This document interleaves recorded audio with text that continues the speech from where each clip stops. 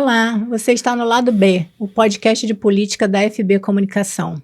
Estou aqui com meu colega de podcast, Alan Dantas, e hoje o nosso convidado é uma pessoa muito especial, que está super corrido, mas conseguiu dedicar um tempinho para vir prestigiar o Lado B. Aldo Rebelo, muito obrigado, ministro, por o senhor estar aqui conosco, um prazer recebê-lo. Espero que a sua estada aqui seja cheia de ótimas informações para os baianos. Muito obrigado, Alê, muito obrigado, Alan, muito obrigado pelo convite. É sempre uma grande alegria voltar à Bahia, voltar a Salvador. Eu tenho laços afetivos com a Bahia desde a minha época de movimento estudantil, de estudante, que eu andei muito aqui pela Bahia e por Salvador. Então, é uma alegria poder partilhar com você esse momento de reflexão sobre coisas interessantes do Brasil. O ministro Aldo Rebelo, que está aqui por uma condição especial, já esteve aqui na Boa Terra várias e várias vezes, exercendo seu poder de ministro, como político influente. Um movimento especial, né, ministro? O lançamento de um livro importante que fala sobre uma coisa que está no centro do mundo, a Amazônia, né? O livro Amazônia, a Maldição de Tordesilhas. Todo mundo tem falado sobre esse livro. Que o senhor falasse um pouquinho sobre o que é que as pessoas vão aprender em desfrutar desse livro que o senhor escreveu. Na verdade, a Amazônia está no centro de gravidade da geopolítica mundial.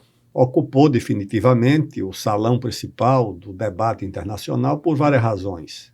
Uns atribuem a importância da Amazônia na questão do meio ambiente, do clima, do aquecimento global, a próxima conferência das mudanças climáticas das Nações Unidas acontecerá não a próxima, do próximo ano. Esse ano ainda será em Baku, no Azerbaijão, mas a do próximo ano será em Belém, lá no estado do Pará, na Amazônia brasileira. Mas eu desconfio que a Amazônia não está no centro de preocupações do mundo simplesmente por causa do clima. É porque a Amazônia é a maior fronteira mineral do mundo e um mundo carente de minérios estratégicos, de minérios raros para fazer essa transição energética. A Amazônia é a maior fronteira de biodiversidade do mundo. A Amazônia é a maior reserva de água doce do mundo, a Amazônia é a maior reserva florestal do mundo, a Amazônia é a maior reserva de energia do mundo, a Amazônia é a maior fronteira da agropecuária do mundo. Então, o mundo tem outras razões que eu acho que são as mais relevantes. Não há preocupação com os amazônidas, com os brasileiros que vivem lá ostentando as piores condições de vida do nosso país. Então, essa discussão em torno da Amazônia não é só uma questão de meio ambiente ou de melhoria climática. Ela realmente é um foco de interesse financeiro para outros países?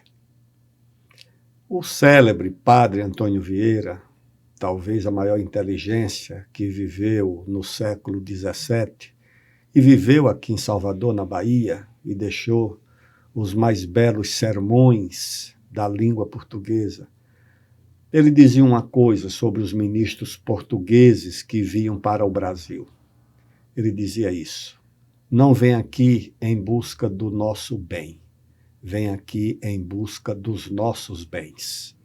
Você pode dizer a mesma coisa sobre a Amazônia. Não há propriamente o interesse pelo bem da Amazônia e dos amazônidas, dos índios, dos ribeirinhos, dos brasileiros que vivem lá. Na verdade, a preocupação é muito mais com os bens da Amazônia do que com o bem da Amazônia. Eu, ao escrever esse livro, 500 anos de cobiça internacional na Amazônia brasileira, não só conto essa história de cobiça de 500 anos, daqueles impérios coloniais que ficaram por ali, a Guiana francesa, a Guiana inglesa, o Suriname, que era a Guiana holandesa, a Espanha ali vizinha do Amazonas. Aquilo ali é o que restou dessa cobiça. Portugal predominou, deixou isso para o Brasil, mas a cobiça permanece. O senhor acredita, dentro do próprio livro e ao longo da história que o senhor tem, e com as experiências, inclusive como ministro, A Amazônia hoje ela ainda é foco do mundo nesse ponto de que os outros países têm uma atenção especial e, ao mesmo tempo, cobram do Brasil um papel de relevância com relação à preservação, tanto da fauna, da flora, dos seus povos originários. O Brasil carrega uma responsabilidade que é dele ou não é somente dele, ministro? A responsabilidade em relação à proteção da natureza da Amazônia é nossa. E nós fizemos a nossa parte até hoje. Nós protegemos o que os europeus não protegeram. Nós protegemos o que os Estados Unidos não protegeram. Se você somar todas as áreas desses países, da França, que tem 500 mil quilômetros quadrados, da Alemanha, que tem 340 mil, da Itália, que tem 310 mil, da Inglaterra, que tem 120 ou 140 mil, colocar ainda mais a Holanda, a Suíça, a Bélgica, a Dinamarca, somar tudo isso, transformar tudo isso em floresta, sem uma cidade, sem uma plantação, sem nada, ainda haverá mais floresta só no estado do Amazonas, que tem 1.500.000 quilômetros quadrados e só 5% ocupado. Então o Brasil protegeu. E não faz sentido, portanto, o Brasil figurar no banco dos réus dessa agenda do clima no mundo, que figure os europeus que acabaram com suas florestas e com a sua biodiversidade. Nós temos a maior reserva de biodiversidade do mundo. E só temos biodiversidade porque protegemos a vegetação nativa. É tipo como se fosse o Clube de Roma que eu ia perguntar isso agora. Falava sobre isso, tipo assim, não, vocês agora que estão colocando a culpa para ter um motivo para te tomar depois. Tipo, mais ou menos do que quando se começaram as agendas internacionais sobre discussão de clima, que ao longo dos tempos ela foi modificando, na verdade, né? Você antecipou o que é de fato que está em jogo. Tá certo. Esse Clube de Roma é de 1972. 72.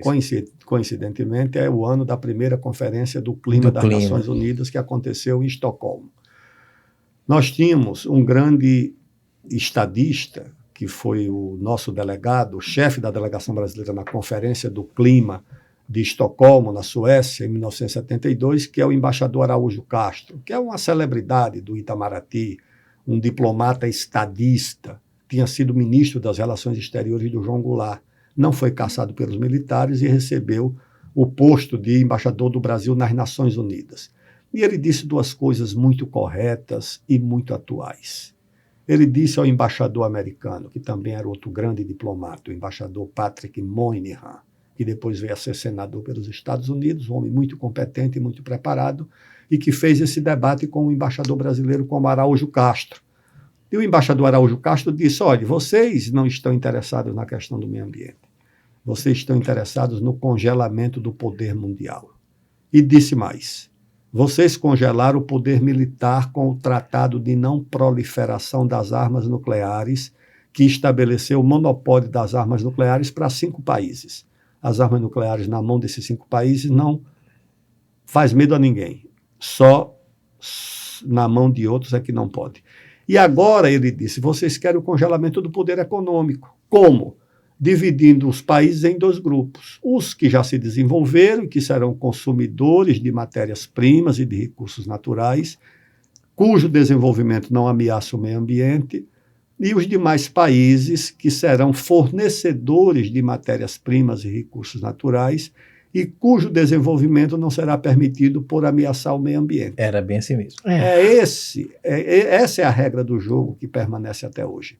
E o destino do Brasil para esse grupo de países ricos e desenvolvidos é ser fornecedor de matéria-prima, como pediu aqui na visita de 15 dias passados a secretária do Tesouro dos Estados Unidos, Janet Yellen, em reunião com o ministro da Fazenda do Brasil, Fernando Haddad, ela disse, não, nós queremos que o Brasil forneça as matérias-primas, as terras raras, os minérios raros para a indústria dos Estados Unidos. Ou seja, o objetivo é escancarado, não é segredo para ninguém. Então, essa narrativa de defesa do meio ambiente é totalmente enganação para as pessoas que têm desconhecimento do real interesse de nações estrangeiras pelo Brasil, pela Amazônia. Ali é pior do que enganação, é aquilo que um teólogo norte-americano chamou de corrupção da virtude. O que é a corrupção da virtude? É você usar ideias, objetivos virtuosos, humanitários, como a proteção do meio ambiente,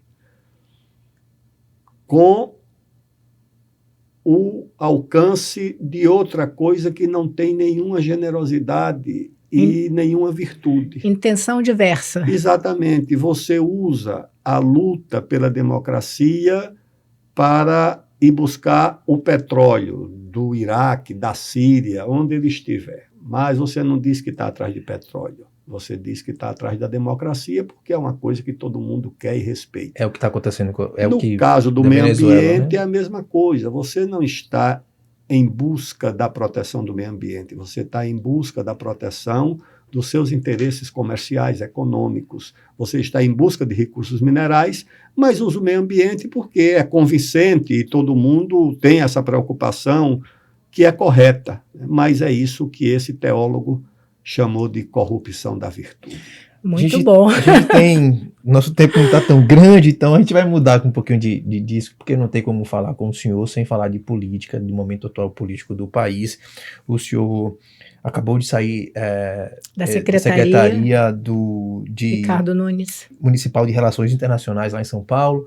Como é que o senhor tem achado o cenário eleitoral proposto lá na capital paulista? Muita gente tem falado que o nível não está tão bom com relação aos debates que são apresentados. Como é que o senhor tem analisado esse cenário lá para São Paulo? Há duas candidaturas muito fortes e muito competitivas. A candidatura apoiada pelo PT, na verdade é do PSOL, mas o presidente Lula tem um prestígio muito grande na capital, ganhou as eleições na capital, inclusive, e isso torna a candidatura do deputado Boulos muito competitiva. A outra candidatura muito forte e muito competitiva é a do atual prefeito Ricardo Nunes. Eu integrei o secretariado do prefeito Ricardo Nunes, secretário de Relações Internacionais, saí recentemente para ajudar na campanha. Ele tem uma coalizão de 12 partidos, não é uma candidatura de uma única força política, ele representa forças heterogêneas, ele é do PMDB, que é um partido da base do governo do presidente Lula, que tem 3 ministros no governo do presidente Lula, mas ele também tem apoio do ex-presidente Bolsonaro, tem apoio do governador de São Paulo, Tarcísio Freitas, tem apoio de outros partidos que estão na base do presidente Lula, o PSD, que tem 3 ministérios, o União Brasil, que tem 2 ou 3, os Republicanos, que tem ministério, o PP, que tem ministério, tem o apoio do Solidariedade, que foi um partido que apoiou o presidente Lula na última eleição. Então, é uma força heterogênea de muitos partidos e de muitas forças políticas, que eu acho que é a coalizão favorita para ganhar a eleição, exatamente pela representatividade e pela boa administração que o prefeito faz. Muitos investimentos esse ano estão previstos, 16 bilhões de reais de investimentos, zerou a fila de creche na cidade, tem o domingo do transporte gratuito, ou seja, são realizações que credenciam o prefeito a ser também um forte concorrente e, na minha opinião, o mais forte candidato para ganhar as eleições. Ministro, ainda falando sobre a eleição de São Paulo, né, a eleição municipal de lá, do qual o senhor faz parte, eu conversei anteriormente com o senhor um pouquinho sobre os outros candidatos e essa confusão gerada durante os debates políticos que têm recebido muitas críticas, né? Não só da imprensa, mas de analistas de política também. Eu queria que o senhor falasse para as pessoas entenderem como o senhor me explicou a questão de candidatos como o Pablo Marçal, o Tabata, como essas pessoas influenciam na diferença de candidatos realmente sérios, como no caso que o senhor pontuou, seriam o Ricardo Nunes e o Boulos. A Tabata é uma candidata séria, uma moça educada, bem formada, filiada no PSB, mas não reuniu forças competitivas para uma eleição muito difícil como é São Paulo. Uhum. Então, terá um papel, na minha opinião, secundário na eleição, embora seja uma candidata respeitável. O candidato Marçal, ele não conhece São Paulo, é uma pessoa que está vindo recentemente de outro estado, sem familiaridade com os desafios, com os dilemas de São Paulo, e que tenta se afirmar na eleição por defender teses polêmicas, porque por ter uma atitude muito agressiva em relação aos concorrentes, mas acho que isso vai desqualificando a sua importância política. Claro que vai ser um personagem polêmico, mas como disse o próprio governador de São Paulo, né?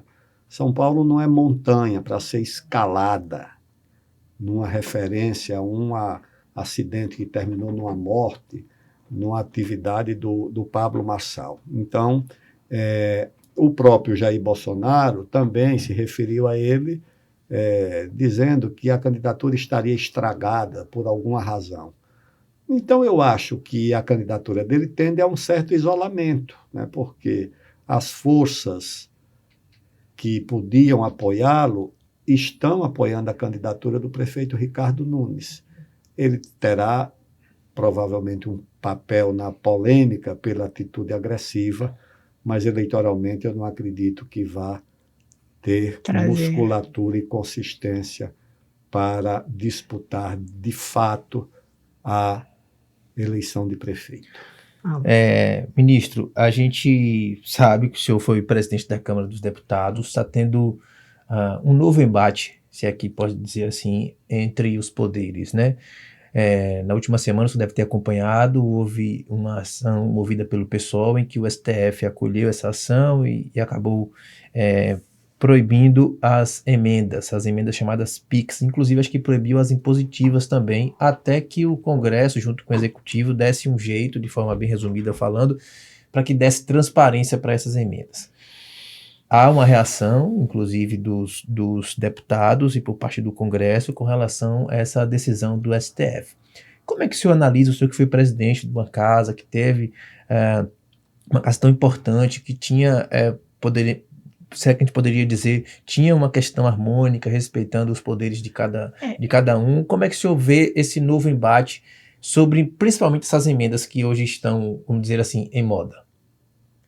Embate entre os poderes, né? Como é que o senhor vê o embate entre os poderes que tem acontecido constantemente em Brasília agora?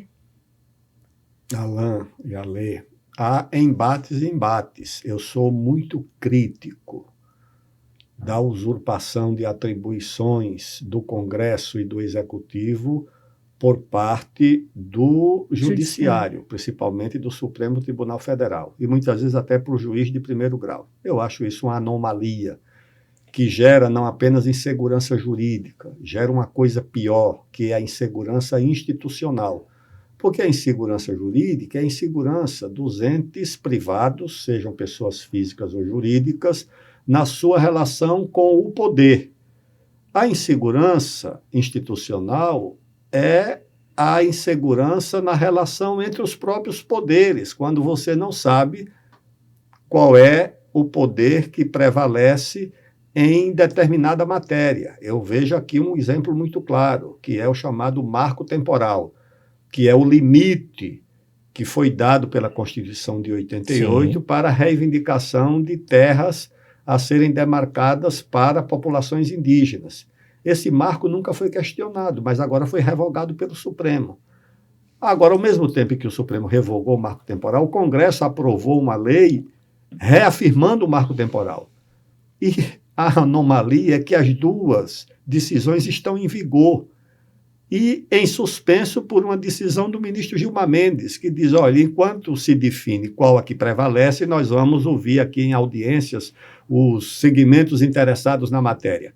Mas é uma anomalia. Você tem duas decisões de dois poderes distintos, antípodas, sobre a mesma matéria.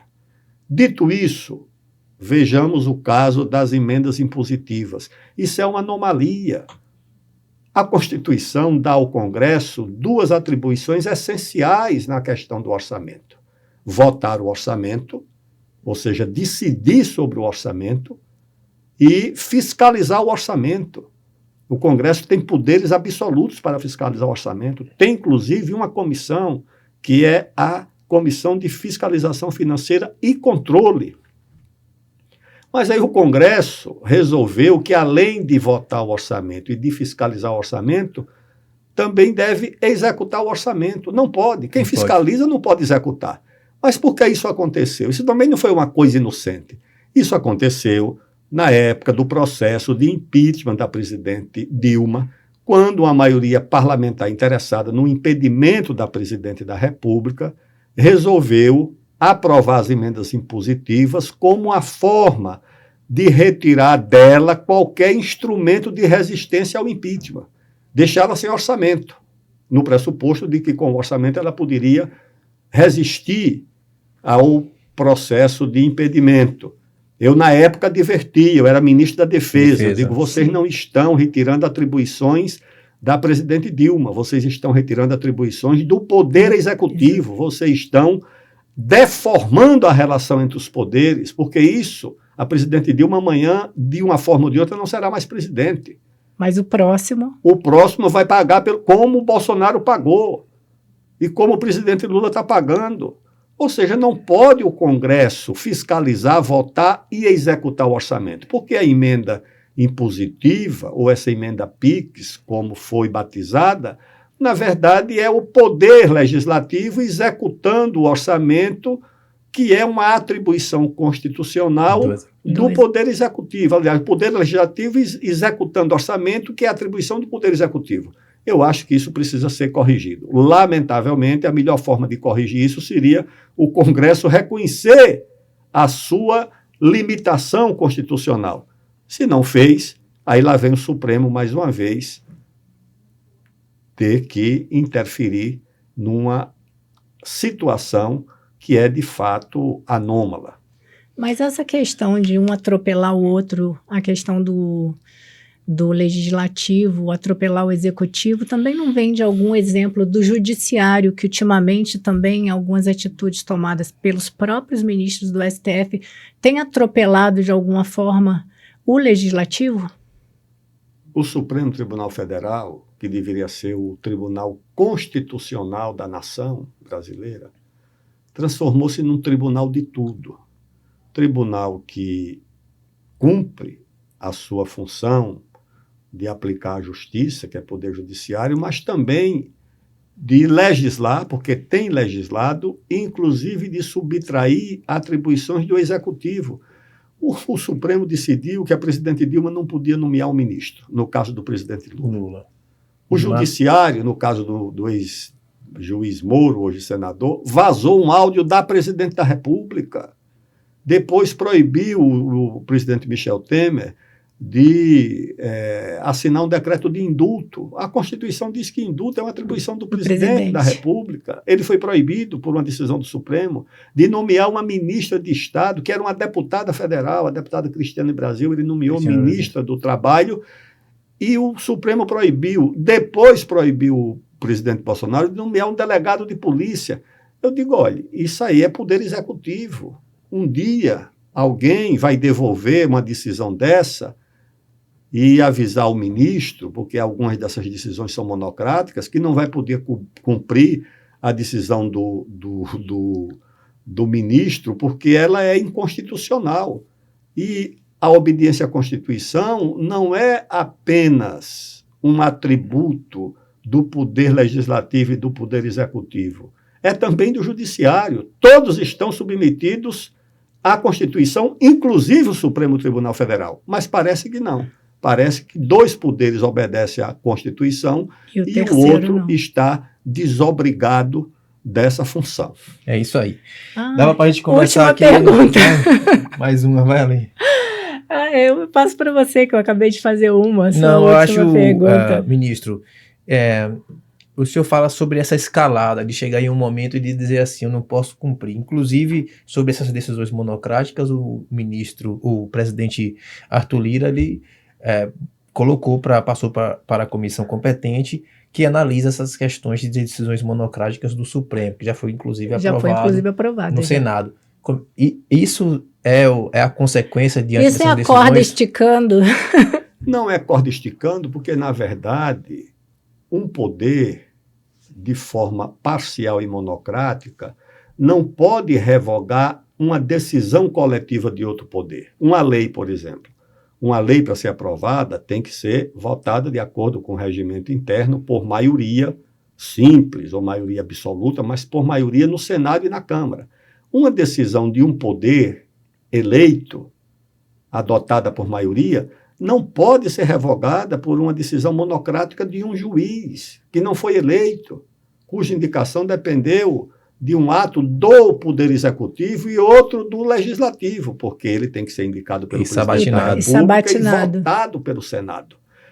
A emenda determinando que o Supremo, no caso de análise de decisões do Poder Legislativo, tenha que apreciar isso no pleno do Supremo, é uma decisão correta.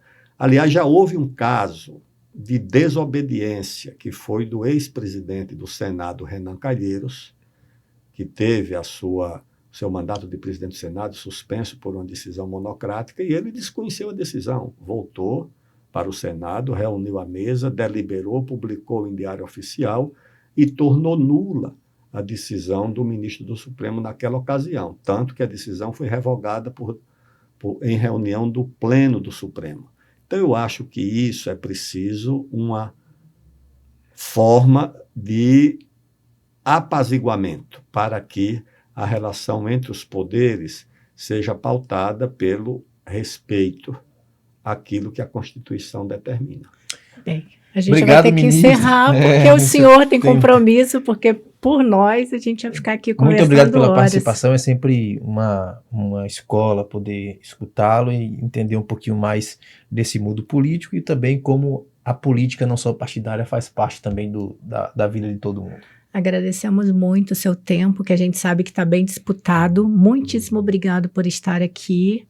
Um prazer grande recebê-lo na Bahia novamente. Volte mais vezes, será sempre um prazer conversar com o senhor. Eu digo até breve, para nós prosseguirmos com reflexões sobre outros temas de interesse da vida política, econômica, social do Brasil. Obrigado, Ale, obrigado, Alain, e até breve.